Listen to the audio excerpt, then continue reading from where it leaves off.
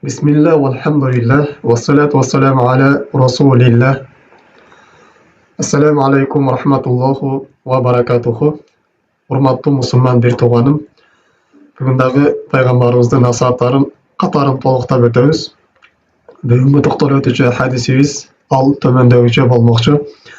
Ан Абдуллах ибн Амир радıyallahu anhuma qala.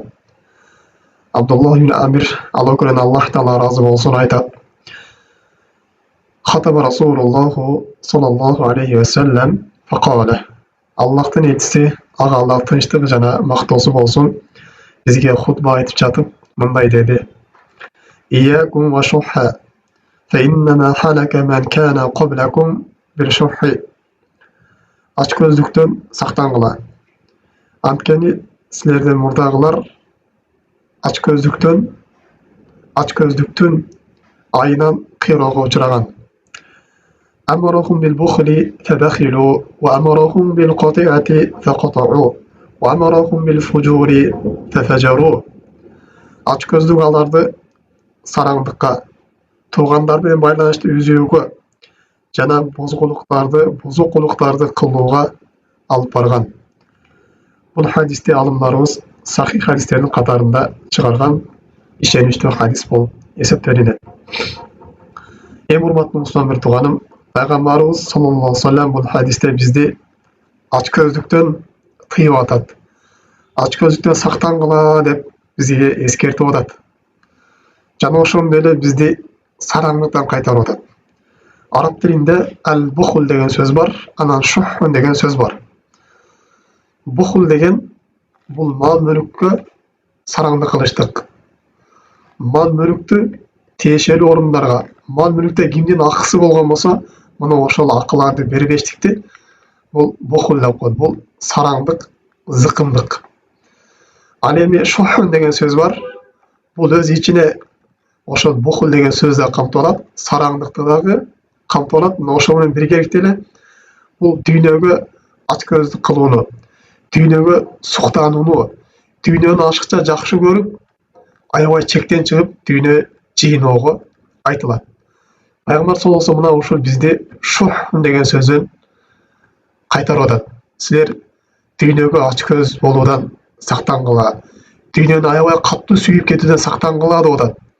Анткени силерден мурунку коомдор мына ушул ачкөздүктүн айынан кыйроого учураган дейт. Ачкөздүк аларды жок кылган дейт.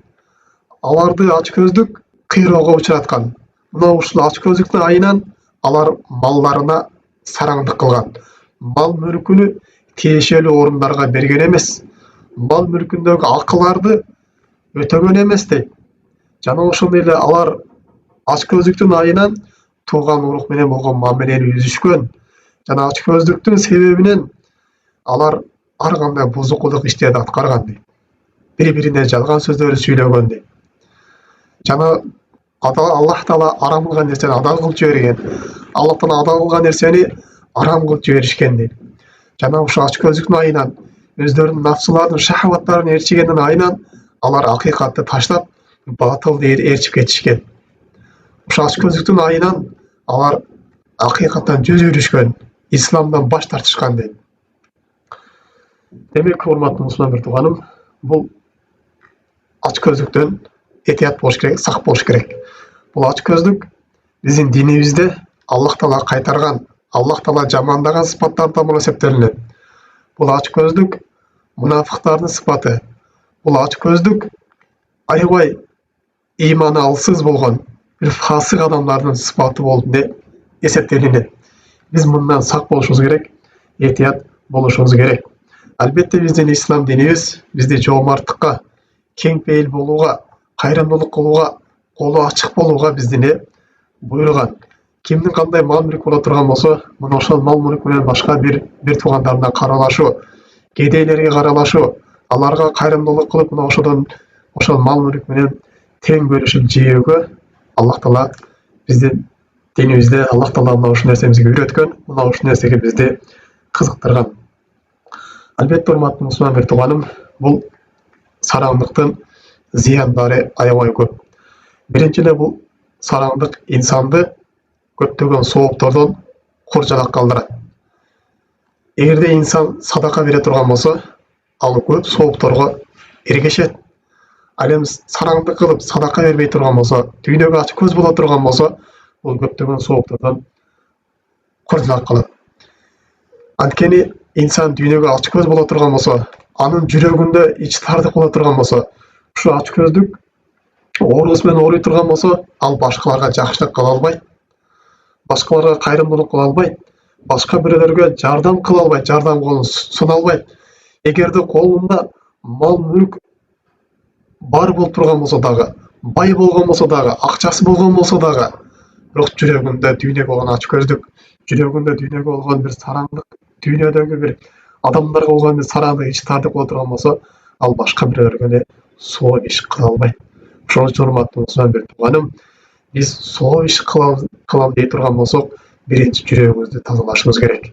Эгерде кимде бирөөнүн колунда мал мүлк жок боло турган болсо дагы, бирок жүрөгү таза боло турган болсо, ал жакшы сөз менен болсо дагы, адамдарга жылмайып болсо дагы бул садака кылып сооп ала алат. Жана ошондой эле бул ачык көздүк инсандын ырыскысын кеңейтпестен, ырыскысын көбөйтпөстөн, тескеринчеси анын азаюусуна эле алып келет.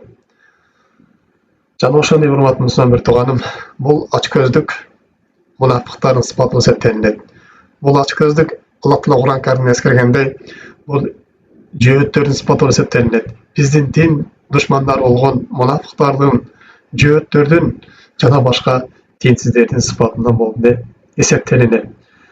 Жана да урматтуу мусулман бир тууганым, бул ачык көздүк Кур'ан Каримде кайтарылган. Албетте бул сараңдык биринчи мал мүлктө болот. Эгерде инсан мал мүлкүндө тиешелүү акылардын бербей турган болсо, анда ал кыямат күнү катуу азапка душар болуп калат. Албетте инсандын мал мүлкүндө биринчи эле зекет акысы бар. Эгерде инсандын кою же ую же төөсү зекет өлчөмүнө жетип кала турган болсо, зекетин бербей турган болсо, ал кыямат күнүндө катуу бир азапка душар болуп калат. Аллах Таала Кур'ан Каримде муну мындайча баяндайт: لا يحسبن الذين يبخلون بما آتاهم الله من فضله هو خير لهم بل هو شر لهم سيطوقون ما بخلوا به يوم القيامة ولله ميراث السماوات والأرض والله بما تعملون خبير.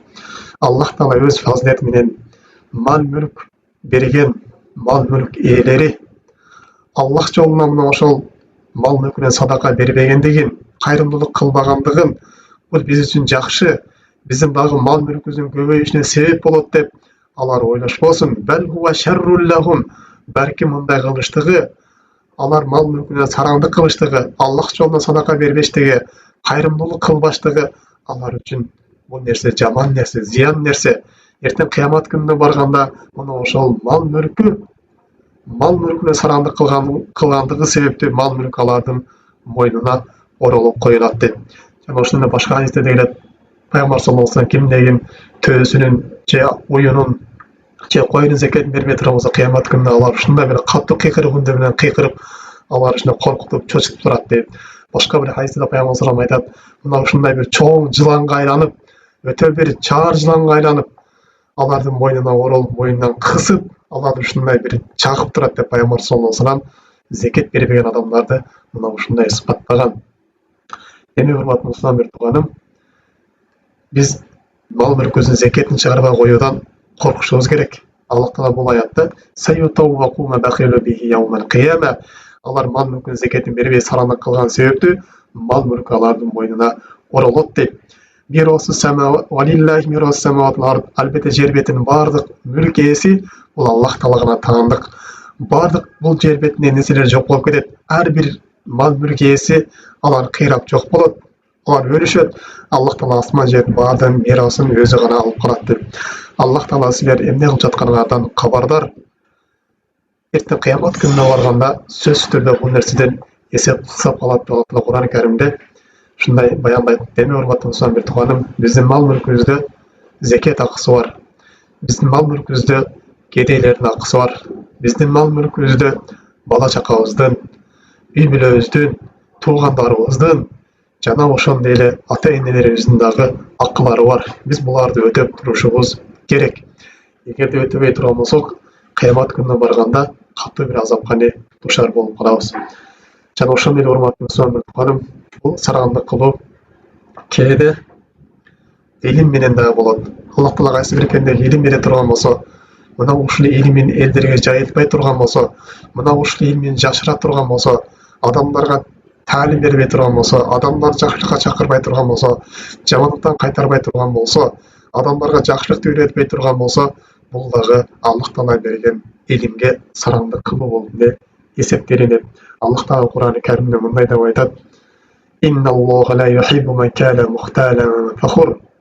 Аллах Таала албетте текебер, мактанчаак адамдарды жакшы көрбөйт. "Аллазина ябхулуна ва я'муруна ан-наса бил бухл." Алардын сыфаты өздөрүнүн мал мүлкүнө сараңдык кылат. Жана адамдарды дагы ошол сараңдыкка үндөйт. "Яктумуна ма атахумуллаху мин фадли." Жана Аллах Таала өз фазилеттери менен берген мал мүлктү жана илимдерди алар жашырышат дейт. Өздөрүнүн мал мүлктөрүн ушундай зыкымдык менен катышып бекитишет, кедейлерге бербейт дейт. Же болбосо Аллах Таала берген илимди башкаларга таратпай, алар өздөрү менен ушундай алып жүрө беришет. "Вa'tadna lil-kafirina azaban muhina." Албетте биз кафирлар үчүн өтө бир каттуу азап даярдап койдук. Аллах Таала берген неаматтарга шүгүр кылбагандарга биз өтө бир каттуу оорутуучу азап даярдап койдук дейт. Албетте урматтуу мусулман тууганым, бул Аллах Таала берген мал мүлк, бул неамат болуп эсептелинет.